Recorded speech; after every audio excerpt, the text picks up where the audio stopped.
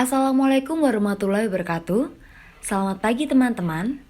Hari ini kami dari kelompok 2 akan mempresentasikan tentang Pervasive Developmental Disorder Autisme dengan anggota kelompok Adelia Putri Septiani, Radik Alama Gladini, dan Rida Ashila Putri.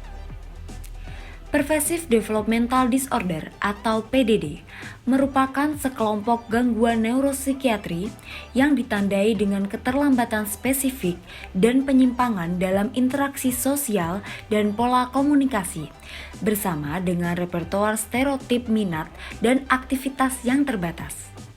Salah satu bentuk dari PDD adalah Autism Spectrum Disorder atau ASD, yang merupakan gangguan pada kategori perkembangan saraf yang ditandai dengan gangguan sosial, komunikasi, serta perilaku terbatas atau berulang.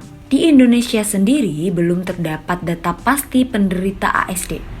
Namun diperkirakan penyandang ASD di Indonesia sebesar 2,4 juta orang yang mana mengalami pertumbuhan sebesar 500 orang per tahun penyandang baru. Kurangnya pengetahuan orang tua terkait faktor-faktor yang menyebabkan anak mengalami ASD dapat meningkatkan resiko terjadinya ASD pada anak. Untuk itu, sangat diperlukan psikoedukasi pada orang tua terkait ASD.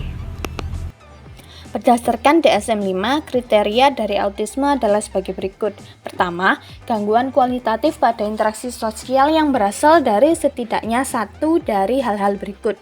Gangguan penggunaan perilaku nonverbal yang jamak seperti pandangan mata langsung, ekspresi wajah, postur badan, dan gestur untuk meregulasi interaksi sosial. Gagal dalam mengembangkan hubungan antara teman sebaya yang pantas untuk tahap perkembangan, kurangnya pencarian spontan untuk membagi kesenangan, hal yang menarik, atau pencapaian dengan orang lain, kurangnya timbal balik secara sosial ataupun emosional. 2. Gangguan kualitatif pada komunikasi yang berasal dari setidaknya salah satu dari hal-hal berikut. Terlambat atau kurang secara total dalam perkembangan bahasa wicara. Dalam individu dengan kemampuan bahasa yang cukup, ditandai dengan gangguan pada kemampuan untuk menginisiasi atau mempertahankan perbincangan dengan orang lain. Penggunaan bahasa yang terstereotip dan repetitif atau bahasa idiosinkratik. Kurangnya variasi, permainan make-believe yang spontan atau permainan imitatif sosial yang pantas untuk tahap perkembangan.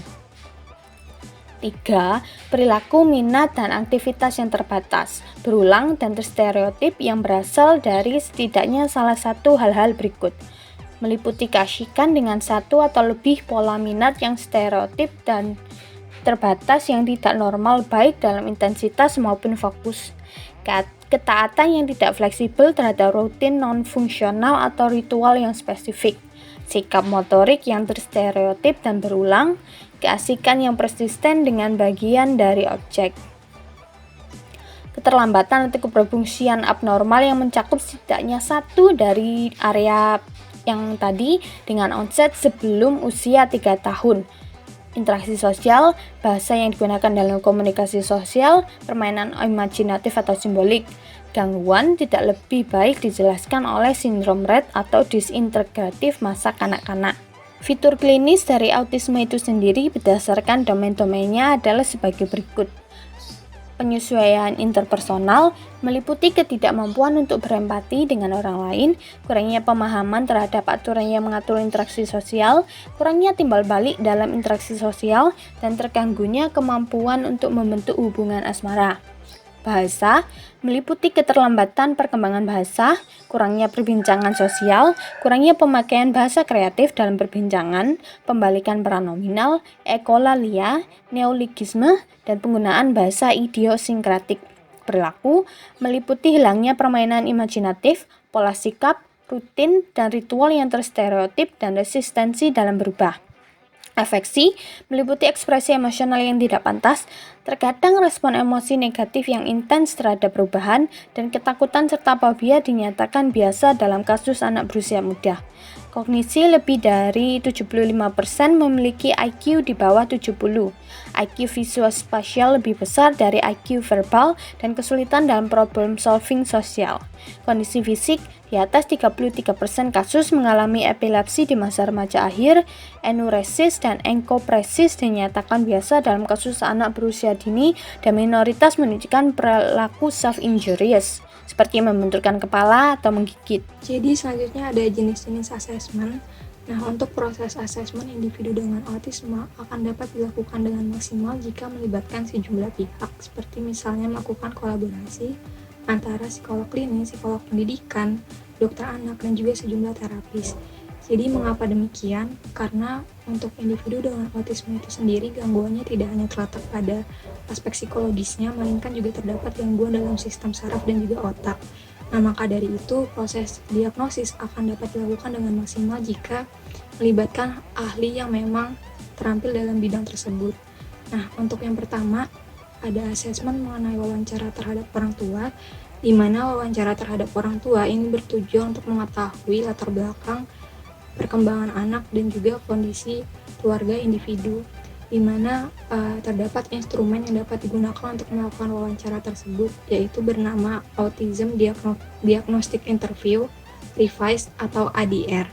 Nah, selain itu orang tua juga dapat mengisi sejumlah instrumen seperti misalnya Autism Behavior Checklist, yaitu skala yang terdiri dari skala psikologis yang terdiri dari 57 item yang bertujuan untuk mengetahui pola perilaku dan juga gejala individu, dan juga ada the Childhood Autism Rating Scale atau CARS, yaitu skala alat yang terdiri dari 15 item dan bertujuan untuk mengetahui pola perilaku dan juga tingkat keparahan individu. Lalu kemudian juga ada wawancara terhadap guru, di mana wawancara terhadap guru ini diperlukan untuk mengetahui gambaran keseharian anak saat sedang bersekolah. Karena seperti yang kita tahu, ketika individu sedang bersekolah, maka interaksi yang lebih dominan itu akan terjadi antara anak dengan guru. Nah, selain wawancara, guru juga dapat mengisi sejumlah instrumen seperti misalnya Adaptive Behavior Scale School Edition, yaitu merupakan instrumen yang terdiri dari 100 item yang dapat dikerjakan dengan rentang waktu 30 menit dan biasanya ditunjukkan untuk guru yang memiliki murid dengan rentang usia 3 hingga 17 tahun. Jadi selanjutnya ada asesmen khusus, di mana asesmen khusus ini diberikan untuk mengetahui gambaran lebih lanjut di luar ranah bidang ilmu psikologi atau di luar ranah keahlian psikolog klinis. Nah, jadi seperti yang sudah disebutkan sebelumnya, jika proses asesmen itu cenderung dilakukan dalam bentuk psikometri. Nah, dalam bentuk asesmen khusus, maka proses asesmen itu tidak lagi menggunakan ranah keahlian bidang psikologi, melainkan menggunakan bidang ilmu lain. Contohnya itu adalah misalnya apabila seorang anak memiliki hambatan dalam merespons suara, maka dalam hal ini seorang dokter anak maupun terapis itu dapat melakukan evaluasi audiologis terhadap anak tersebut. Lalu juga ada penilaian psikometri kemampuan dan bahasa. Nah, jadi kenapa penilaian psikometri kemampuan dan bahasa itu diperlukan? Karena yang pertama, untuk penilaian kemampuan intelijensi itu sendiri diperlukan karena seperti yang diketahui apabila individu dengan kecenderungan autisme itu memiliki tingkat intelijensi yang cukup ekstrim. Jadi artinya banyak dari mereka memiliki IQ di atas rata-rata, tetapi di satu sisi juga terdapat di antara mereka yang memiliki IQ yang cukup rendah atau terbilang rendah. Nah, maka dari itu penilaian kemampuan intelijensi itu diperlukan untuk mengetahui kondisi intelijensi individu tersebut. Nah, adapun skala yang dapat digunakan dalam hal ini adalah misalnya WPPSIR, yaitu digunakan untuk balita, terus ada juga WISC3 yang digunakan untuk anak berusia 6 tahun hingga remaja, lalu juga ada WISE-R yang digunakan untuk remaja dan dewasa. Nah, selain penilaian terhadap kemampuan intelijensi, asesmen dengan kondisi individu yang memiliki autisme itu juga dapat dilakukan dengan melihat kemampuan bahasa. Nah, kemampuan bahasa ini juga menjadi penting karena seperti yang diketahui, jika individu dengan autisme itu memiliki kemampuan komunikasi yang bisa dibilang cukup defisit. Jadi contohnya dalam aspek komunikasi verbal, mereka memiliki kesulitan dalam mengidentifikasi nada, ritme, dan juga intonasi suara. Sedangkan dalam komunikasi nonverbal, individu dengan autisme itu juga memiliki kesulitan dalam memunculkan atau menampakkan gestur, dalam menampakkan ekspresi, dan juga mempertahankan kontak visual dengan orang lain. Nah, maka dari itu, untuk mengetahui kondisi kemampuan dalam berkomunikasi, diperlukanlah sejumlah instrumen psikometri yang dapat mengukur hal tersebut, seperti misalnya dengan menggunakan Wechsler Objective Language atau WOLT. Jadi selanjutnya ada terkait dengan intervensi. Yang pertama itu ada psikoedukasi, di mana psikoedukasi itu sendiri merupakan bentuk intervensi awal yang bertujuan untuk menjelaskan gambaran diagnosis seorang individu dengan autisme.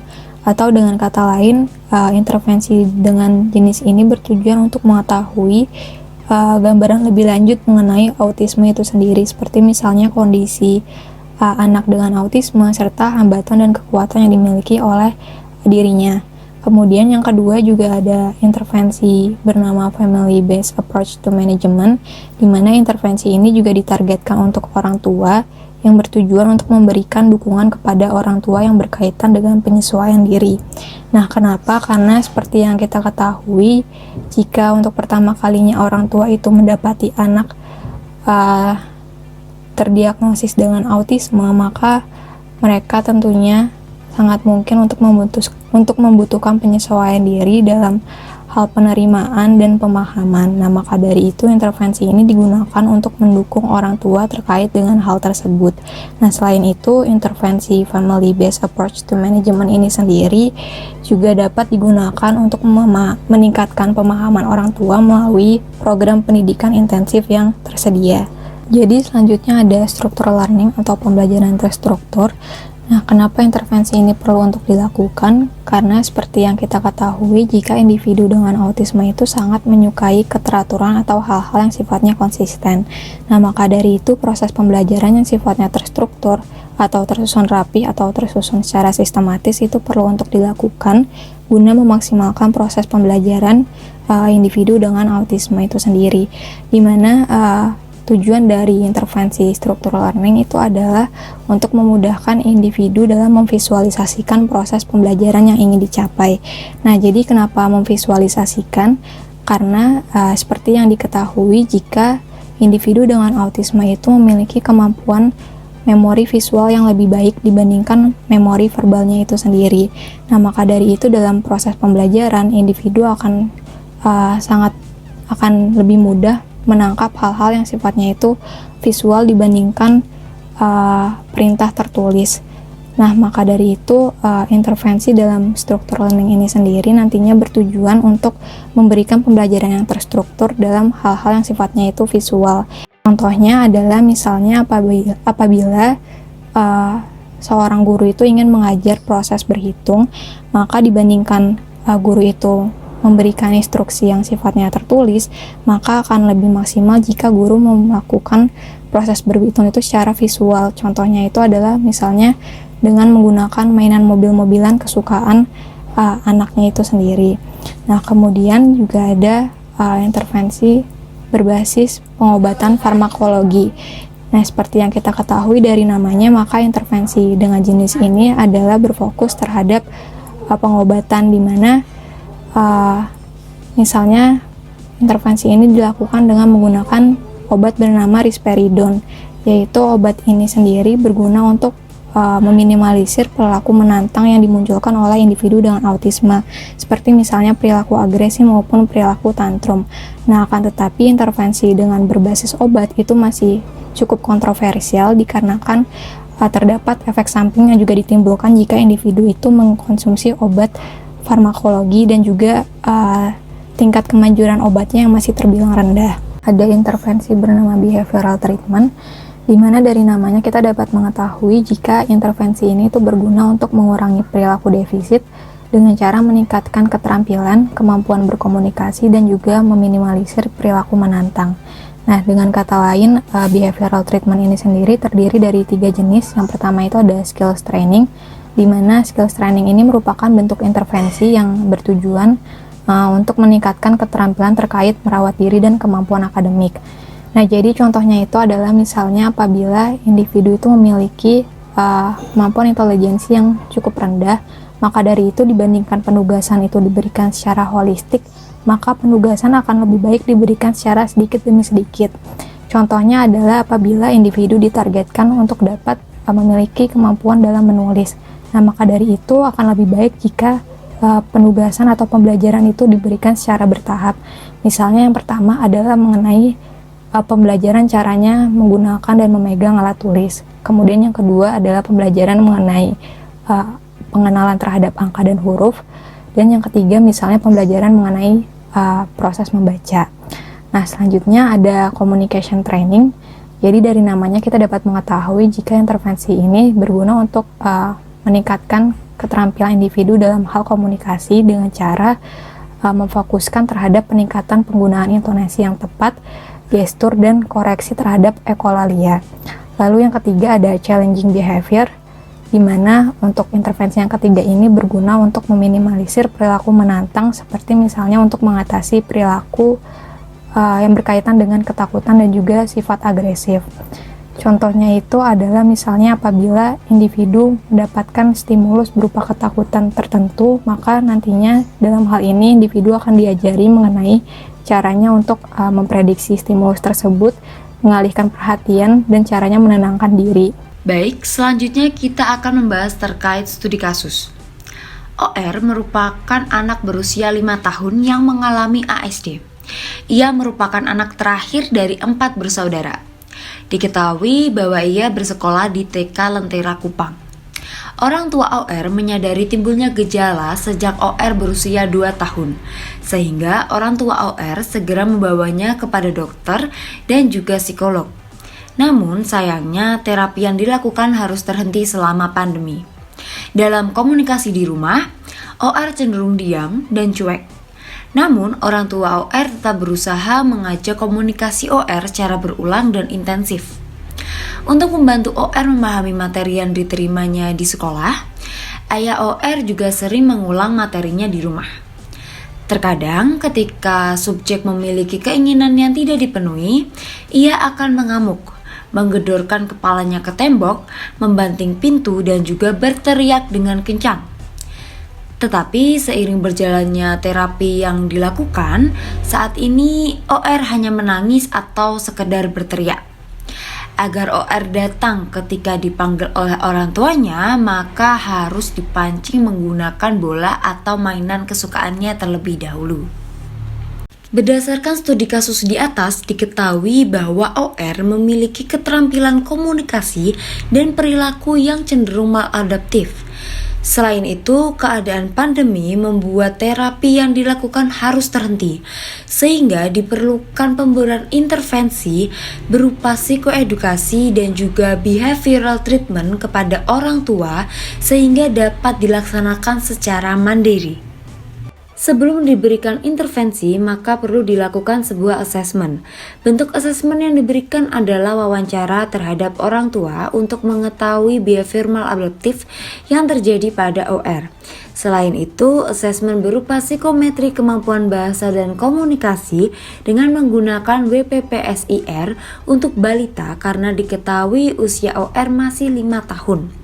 Diberikan pula tes awareness autisme terhadap orang tua OR guna mengetahui sejauh mana orang tua OR memahami tentang autisme. Tujuan dari pemberian asesmen ini adalah untuk mengetahui pola perilaku anak dengan ASD serta mengetahui sejauh mana kemampuan pemahaman bahasa dan komunikasi anak dengan ASD. Selain itu, asesmen ini juga bertujuan untuk mengetahui seberapa jauh tingkat awareness orang tua yang memiliki anak dengan ASD. Tentunya target dari asesmen ini adalah orang tua yang memiliki anak dengan ASD dengan asumsi bahwa orang tua ini selalu mendampingi serta lebih memahami pola perilaku anak. Selain itu, target lain dari pemberian asesmen ini adalah anak ASD itu sendiri. Jadi selanjutnya adalah terkait intervensi berdasarkan kasus yang telah dituliskan. Nah, yang pertama ada bentuk intervensinya itu sendiri. Jadi untuk bentuk intervensinya di sini kami mengambil bentuk psikoedukasi. Jadi kenapa psikoedukasi? Nah, baik psikoedukasi maupun upaya sistem promotif itu memiliki tujuan yang sama. Jadi sama-sama digunakan untuk meningkatkan kemampuan individu. Nah, maka dari itu bentuk intervensi psikoedukasi akan lebih tepat digunakan. Adapun untuk materi psikoedukasi yang diberikan adalah terkait dengan behavioral treatment. Yang kedua ada targetnya, yaitu orang tua OR, dan yang ketiga ada tujuannya, di mana tujuannya adalah untuk meningkatkan pengetahuan dan kemampuan orang tua OR terkait sejumlah alternatif yang dapat dilakukan oleh dirinya dalam mengedukasi OR secara pribadi di rumah karena adanya situasi pandemi. Nah, berdasarkan kasus yang telah dituliskan, maka di sini kami menggunakan upaya intervensi berupa sistem promotif. Kenapa sistem promotif? Karena berdasarkan kasus yang telah dituliskan, itu dijelaskan apabila selama situasi pandemi OR itu tidak lagi melakukan pengobatan terapi. Nah, maka dari itu di satu sisi upaya sistem promotif itu sendiri bertujuan untuk meningkatkan keterampilan dan kemampuan individu terkait dengan isu kesehatan mental, dalam hal ini adalah mengenai autisme. Jadi dengan adanya upaya berupa sistem promotif nantinya diharapkan apabila orang tua OR itu dapat memiliki keterampilan dan pengetahuan yang lebih baik dalam mendidik OR selama situasi pandemi di rumah secara mandiri. Selanjutnya terdapat beberapa rancangan kegiatan yang dibuat, yang mana terdapat 4 sesi dengan durasi waktu 60 hingga 75 menit, yang mana setiap sesi terdapat beberapa kegiatan. Untuk sesi pertama dengan durasi 60 menit, terapis menjelaskan mengenai tantangan yang dihadapi oleh orang tua dalam membimbing individu dengan ASD di masa pandemi. Terapis memaparkan materi mengenai behavioral treatment sebagai salah satu upaya yang dapat dilakukan oleh orang tua dalam meningkatkan dan juga mempertahankan kemampuan yang sudah dimiliki OR sebelumnya. Penjelasan materi meliputi penjelasan terkait definisi, efektivitas, dan juga jenis-jenis behavioral treatment. Nah, tujuan dari sesi ini sendiri adalah untuk meningkatkan level pemahaman orang tua OR mengenai realitas di masa pandemi dan juga pemahaman terkait behavioral treatment. Sesi kedua dilaksanakan dengan durasi 75 menit. Yang mana kegiatannya adalah terapis menjelaskan mengenai skills training sebagai bagian dari behavioral treatment secara lebih spesifik, seperti efektivitas dan strategi skills training yang dapat dilakukan di rumah. Selanjutnya, terapis mempraktekkan contoh social skills training yang dapat dilakukan di rumah untuk meningkatkan minat akademik OR, seperti menjelaskan materi menggunakan hal-hal yang disukai oleh OR. Misalnya, jika OR ini menyukai mainan mobil-mobilan, maka orang tua dapat menggunakan mobil-mobilan sebagai objek pembelajaran. Misalkan, berhitung dengan menggunakan mobil-mobilan yang kecil-kecil lalu ditata dan si OR diminta untuk menghitung jumlah mobil tersebut. Selanjutnya orang tua diberikan kesempatan untuk role play terkait materi yang telah disampaikan. Nah, tujuan dari pemberian sesi ini adalah untuk meningkatkan level pengetahuan dan keterampilan orang tua OR terkait upaya yang dapat dilakukan untuk meningkatkan efisiensi ketika menjelaskan kembali materi-materi yang didapatkan OR di sekolah. Selanjutnya sesi ketiga dengan durasi 75 menit.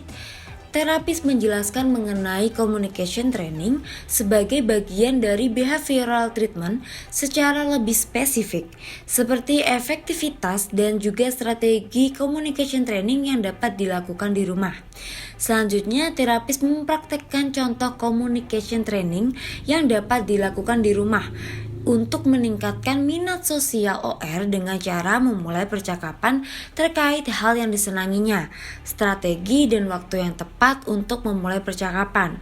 Misalnya, orang tua OR diminta untuk membahas tentang mainan kesukaannya atau kartun favoritnya atau lagu favoritnya.